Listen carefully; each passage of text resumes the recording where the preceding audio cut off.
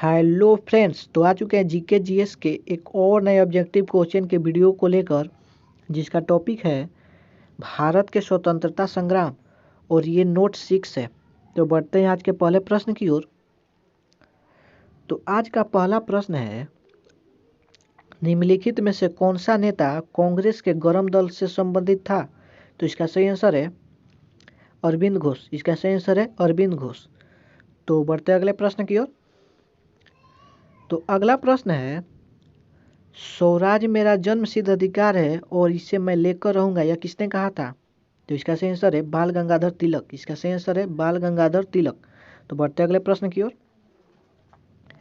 तो अगला प्रश्न है, भारतीय परिषद अधिनियम 1909 का सर्वग्राह नाम क्या है? तो इसका सही आंसर है मार्ले मिंटो सुधार। मार्ले मिंटो सुधार। तो बढ़ते अगले प्रश्न की ओर। तो अगला प्रश्न है, भारत में गरम दलीय आंदोलन का पिता किसे कहा जाता है?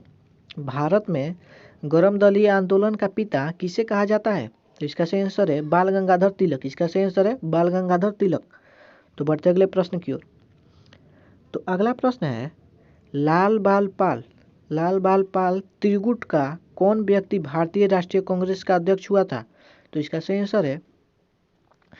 सही आंसर है लाला लाजपत राय। इसका सही आंसर है लाला लाजपत राय। तो बढ़ते अगले प्रश्न की ओर।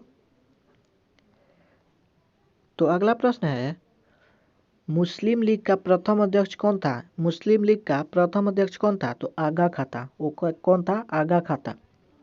तो बढ़ते अगले प्रश्न की ओर। तो अगला प्रश्न है, गीता रहस्य नामक ग्रंथ किसके द्वारा लिखा गया है? गीता रहस्य नामक ग्रंथ किसके द्वारा लिखा गया है? तो इसका सही आंसर है बाल गंगाधर तिलक। इसका सही आंसर है बाल गंगाधर तिलक। तो बढ़ते अगले प्रश्न की ओर। तो अगला प्रश्न है, शेर ए पंजाब किसका उपनाम है? तो इसका सही आंसर है लाला लाजपत राय। इसका सही आंसर है लाला लाजपत राय। तो बढ़ते अगले प्रश्न की ओर। तो अगला प्रश्न है, भारतीय इतिहास में 1912 का ऐतिहासिक महत्व क्या था? तो इसका सही आंसर है राजधानी का कोलकाता से दिल्ली स्थानांतरण। राजधानी का कोलकाता से दिल्ली स्थानांतरण। तो बढ़ते अगले प्रश्न की ओर।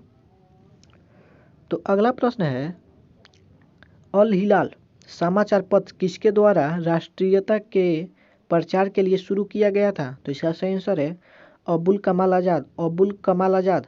तो बढ़ते अगले प्रश्न की ओर।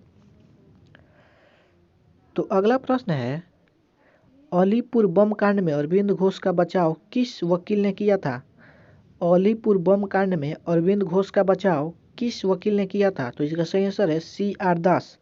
CR दास। तो बढ़ते अगले प्रश्न की ओर। तो अगला प्रश्न है, 1916 में मद्रास में होम रूल मूवमेंट के प्रवर्तक कौन थे? तो एनी बेसेंट थे। Annie Besant.